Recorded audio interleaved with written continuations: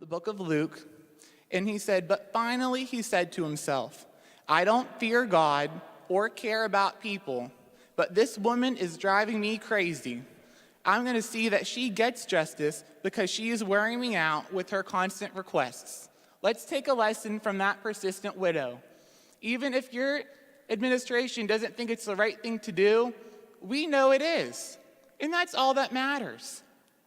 So the other thing that we did is personally, as president, I joined the student government.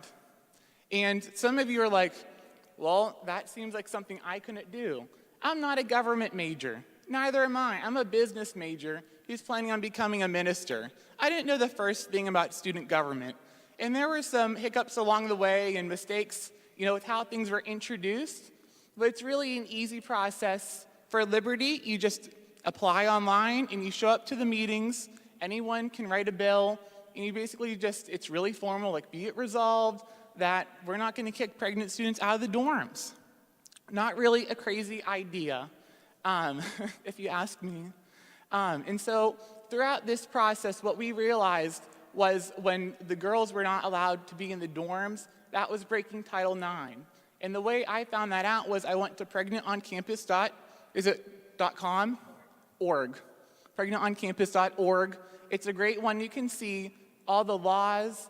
And I literally, at one point, went to a town hall meeting where students were allowed to voice their opinions.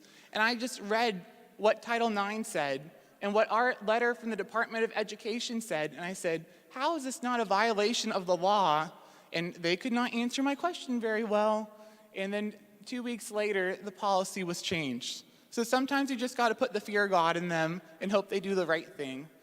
And other times you might have a great idea, but it's not necessarily breaking the law. So you have to say, how do we go about that? And so we accomplished it through student government. And so we went through the process. And just for some tips, sometimes you have to motivate people in different ways. One of the ideas was we wanted more lactation rooms. And people didn't want to give up their study spaces to make room for people who they had never really seen and weren't really convinced existed on campus. So the first vote was in a committee, and that bill only passed by one vote. So we got our thinking caps on and we said, how can we help this process along a little bit? So we organized a tabling day and we collected petitions for the lactation room. And we literally, it was 470, or was it 427 or 527? Either way, lots of signatures in just a couple hours to show that the student body was behind us. And when we, talked about this, I just did a mic drop when I introduced it, during student government. And it really helped make the point. And then also, when I was introducing that particular bill with lactation rooms, I brought a parenting mother. I guess all mothers are parenting, right? Huh? But we brought the mom, and she just spoke with her baby yeah, babies need to be fed. Crazy idea, but we just guilt-tripped the student government, and it passed by a really wide margin. And when all this kind of was going on, it led to a conversation with the administration eventually. And at first, I don't know if we would have gotten their attention at first, because people don't realize, but Liberty University is a really big school. We have up 15 people, that's pretty big, no, 15,000 people on campus. So the administration wasn't really going to listen to us at first, but it kind of got their attention with the student government. And so we were able to make that happen, and it was really funny. I like to brag about this, but they made the Liberty's lawyer, their general counsel, sit in on the meeting with Lori and I. So they were kind of scared, but that's okay. Because they did a lot of good things that came out of that. They promised to add more lactation rooms on campus. Throughout this process of the student government, they created an office for disability accommodation and support. And some of you are like, well, that's kind of rude because pregnancy isn't a disability. But what it is, it's an office where a pregnant student can go, and they'll help her with anything. And so we ended up getting things we didn't even think about. We had started saying we want a guaranteed place where a girl or guy can go and get an excused absence for something like an ultrasound appointment or a doctor's appointment along the way. And what we ended up getting was they said, oh, You can get parking passes through here. We can help them find housing. Just so many things that we didn't even expect that came out of it. Once we got the ball rolling, the administration said, hey, here are some of our ideas too. And we are very thankful for that. And I think that's mostly it. You just gotta, you gotta think of unique ways that you can get something done. Like Anna was saying, you have to figure out what are our policies. And at first it was difficult finding them. I looked online and I looked through our code of conduct, and there was literally nothing about pregnancy. All it said is that you had to self-report to your RA if you got pregnant. And I'm like, I don't even know what self-reporting means. But we went to the town hall, and eventually we figured it out, and Students for Life helped us out along the way. Your regional coordinator, Anna, would love to help you guys make a place for pregnant and parenting students. And even, we've had a couple of roadblocks along the way. One of our original ideas was having childcare, because the two reasons most that women get abortions is lack of childcare and lack of housing. And so we addressed housing, but there wasn't really an appetite from the student government to address the whole childcare thing. So something we're working on this semester is starting a babysitting ministry. Getting volunteers and say, hey, we'll watch your babies, How hard can that be, right? But we're gonna make it happen. And it's just a matter of, you have to see what is the problem, and you have to say, how are we gonna fix it? And the student government, I think, is a great way. And also just being persistent, but not burning your bridges either is great. So I think we're gonna have questions towards the end, but I'm done with what we did at Liberty, and I hope you enjoyed it.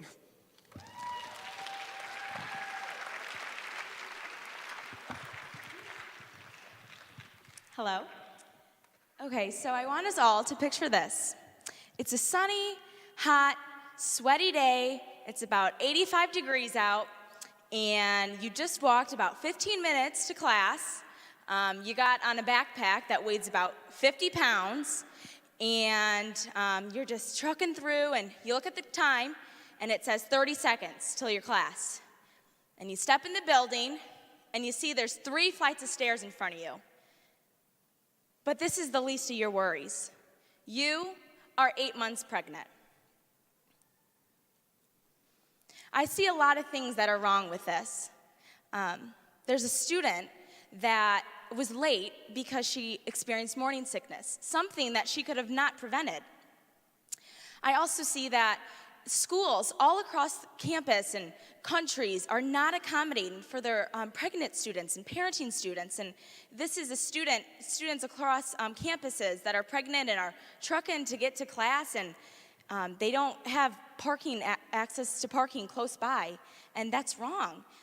These students, they go through a lot, and for them to be in the hot sun and putting their baby in danger from walking so far to get to class, it's a problem. And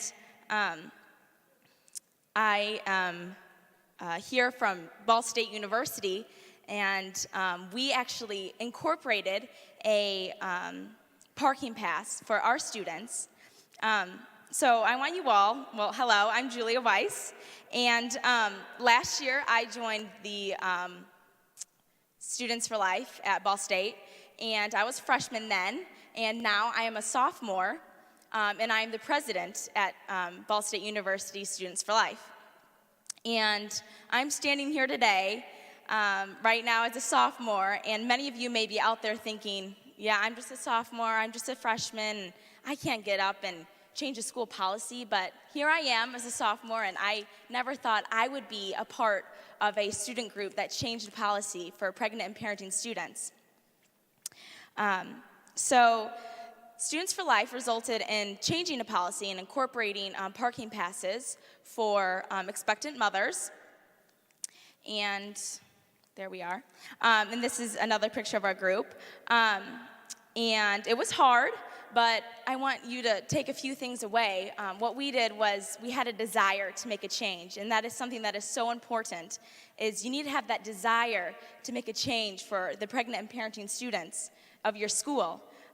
You also have to know that you have to devote a ton of time and dedication to make a change. And you also need to, like Kyle said, create that bond with student government because they are seen as the representatives of their school. So your administration is more likely to change policies if it's coming from student government. So last year, or actually a few years ago, our former president was at an event and ran into a pregnant student or a parenting student and asked her if she was a Ball State student, and she said she was a graduate student, but she had her 15-month-old there with her. And she told her about all the wishes she had when she was a pregnant student and how she endured a lot of humiliation when she was a pregnant student. And that at the time, her and her husband, the one thing they really needed was that community. And if you are all college students, you know it's hard getting acclimated into the college life, and to be pregnant and going through that alone, it's hard. So students need that community. So the former president and this student actually gathered all their ideas and brainstormed what they could do, and they created a support group that they really wanted to put into Ball State. So they worked countless hours thinking of ways they could do this. They brainstormed, they talked to the community, and they really had that change or that desire to make a change for the pregnant parenting students across Ball State University. And that year, spring 2017, they did create that support group, and we still have it to this day, and students still come to the support group saying, we just want this community, we want it to grow larger, we want to know the students on our campus who are pregnant, and we want to grow that community. So it takes a desire to make a change, and it also takes time and dedication. The core team of last year attended a Students for Life national conference, or regional conference, Indiana's regional conference, and this is where they got the inspiration to create a resource guide. And it took a lot of time and dedication. They went to places on Ball State, like the Title IX office, and they wanted to know all the rights for the pregnant parenting students. They went to the athletic office, they went to parking services, they went to what our school absence policy was for pregnant parenting students, and they just took a lot of time to get this resource guide together. And we actually did create it. We created it, and I have it here with me, so we're going to put it on the back table if you wanted to look it over. But it took a lot of time and dedication, and we created a round table like Anna talked about, and we showed pregnant and parenting our ideas that we wanted to incorporate and we wanted to see in the campus. And we talked to administration and told them our wants and the needs of these students. So after that, like I said, it didn't stop there. We still pushed to get that parking pass for the pregnant parenting students. We had a student government candidate that was running and trying to see all the platforms or make his platform and get just the needs of all the students across campus. And he came to a support group of ours, and a pregnant student was there and also a parenting student was there. And the pregnant student was one that suggested a parking pass. And she was that same girl. She got up and told him the story that I told you in the beginning about getting to class on a hot day and the struggle of it to be a pregnant student and walking far places and not being able to park right next to your building that your class is in. And then another student was a parenting student and said that she used to just drive everywhere on campus, park wherever she wanted, wrote a note on her windshield and said, "Please, I have a 3-month-old, don't give me a ticket." And just the student government candidate saw that there was a need for these parents and these pregnant students to have parking passes. So they sent us back a student government representative, and we talked to her. We brainstormed ideas with her about what we could do, what the parking pass would look like. And she went back and brought it to student government or brought it to the parking services and let them know that these students, they saw this need for it. So from there, we really didn't know. Oh, and we also sent out a survey just to see the needs, just to give proof to the school that there were needs. And we got 50 responses back that were showing just the frequency that they would be using them, how many children they had on our campus, how old they were, and what they would use those for. And so she took those surveys and took it to the parking services. And from then, it was kind of out of our hands. We didn't really know much from there, but it took a whole semester for them to get it through, but they did. And we now have expectant mother parking passes. Oh, wait. There they are. So up there is the screen of the parking passes for expectant mothers, and we're still pushing for those those parenting parking passes, but we did it, and it was because we had that desire to make a change for those pregnant parenting students, and we also that devotion to the time and dedication, and then just knowing that we had to create that bond for the pregnant and parenting students, for the student government. All in all, I just want you to know that no matter if you're a freshman, if you're a sophomore, if you just believe you can't make a change, you can make a change. And I believe that it's our generation to make those changes for those students who are out there and who are choosing life. We want to support them. We want to be there for them. And I know we're all called to help these students. And that's all I have for today. Thank you so much. Awesome. Thanks, Julia. Awesome. Okay, so hopefully those stories inspired you. I know that you come to this conference and you get a ton of information, and sometimes it feels like, there's no way that I can actually go back on my campus and get this done. But these are real students sitting behind me who did these exact things on their campuses, and so we want to encourage you and we want to support you to go back to your school and start thinking about a policy. Just think about one. Okay? You don't have to think about all the things that would make your university so awesome or all the things that might need to be changed, but just find one policy that you think that you could make a change and just get the ball rolling, get the process started. Contact Students for Life. We are ready to walk with you through that and help you and support you through that. I'm telling you that for a girl who finds out that she's pregnant in an unplanned pregnancy, literally you might be thinking, okay, but is a parking spot really gonna make a girl choose life? It might. It really honestly might. If you're a pregnant student, every barrier that we can knock down for those girls is going to be just one more reason that they can choose life over abortion. I liked what Kyle said. Think about your school and think, at my school, is it easier to choose life or is it easier to choose abortion? And nobody else is going to do this.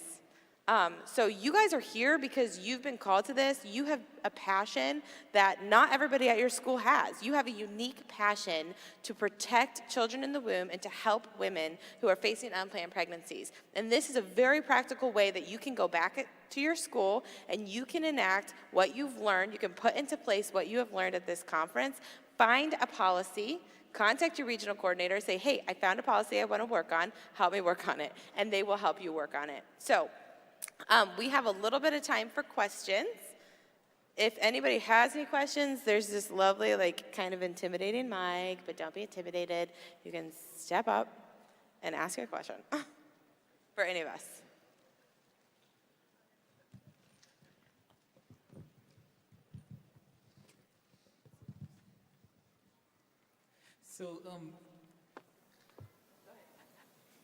So how can we know, if there is anything that's going on that shouldn't be, or if there is anything that should be going on that there isn't? Because are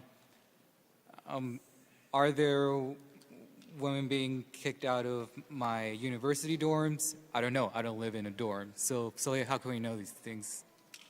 So I think, I don't know exactly how you would know if there's girls getting kicked out of your dorms, but you can know whether or not that's the policy of the school. If the policy of the school is that if you get pregnant, you get kicked out of the dorms, you don't have to know if it's actually happening or not. That's a bad policy that you need to change, right? Just assume that it's happening.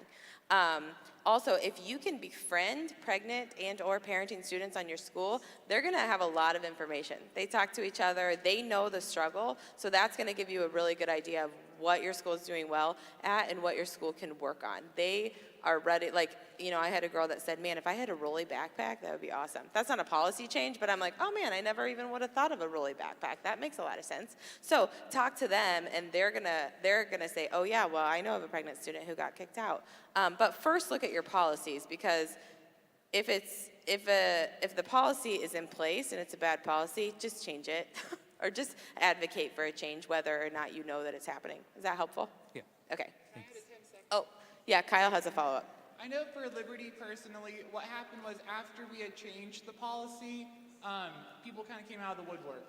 So like Anna was saying, just do the right thing and then you'll probably meet the people along the way. So, okay. Yeah, go for it.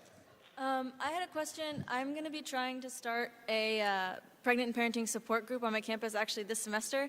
And I've got a few pregnant students who, like, they or their girlfriend are pregnant, and or students who are already parenting that I've spoken with. I'm at a community college, so there's a lot more diversity in that respect. But personally, I can only think of like maybe 4 if I'm really reaching of pregnant and parenting students. And to start a support group or like a club, I would need an exec board set up and I think like 10 members. So what would you recommend in terms of like reaching out to students to say, hey, we're trying to get this going, can you help out so that we can help support you on campus? I'll let you talk to it in just a second. So you can't like create more pregnant students. You're Well, like, no, we but- need more pregnant students, so, you know. But even 4 pregnant students if there's 1 pregnant student and you have a support group that's one-on-one, sometimes girls just need to talk, right? I mean, we all know that. Sometimes girls just need to talk, like, and so maybe your support group will just be 1 student and it's one-on-one. It's like, hey, let's talk, let's sit down. What's your, you know, what are the issues that you're facing? How can we help you? Childcare, maybe your support group is literally you just watching that child, right? So support groups can look really different, but I think Julia can talk more about this, but I mean, some ideas are just like making it known on campus. Again, girls can't utilize resources they don't know about. And so if you're not advertising that support group, go to your health center, make sure they know that you're starting it, just to speak about starting a club. I don't know that I would suggest starting a club specifically for a support group. I would kind of make it like an arm of your club that already exists. Then you don't really need a board. It's kind of weird, like, I'm the secretary of the support group, right? So, so just making it like an activity that your group does, then you don't have to start a whole new club. It's just an activity or an arm of what you're already doing on campus. Julia can talk too. Yeah, so for our support group, it is a part of the Students for Life, like support group. And we have like just 1 coordinator and I go and help too. And I know one way that we try to get the awareness out is that we send out like mass emails. So if you go to like your communication center on campus, you can figure out some way to send out mass emails so that all students can get to it. And we put like pregnant and parenting support group, and pregnant students who see that and see that you're having like a support group, they'll see that and it'll get the word out. And we also, whenever we have like Students for Life, just like recruiting, we also have like a board for the support group just to get the awareness out on campus too. Yeah, and also think, you know, they're getting a degree and raising a child at the same time, so they probably don't have time to join an exec board of a new club. So doing what you already have and offering them services, I think, is the way to go. Awesome. Cool. Okay, unfortunately, we're actually out of time. We're running late. So, but I will be back at the Pregnant on Campus table for the rest of the day. And if you have questions, please come and ask them at the table. Awesome. Thank you all so much for joining our talk. Go home and change policies.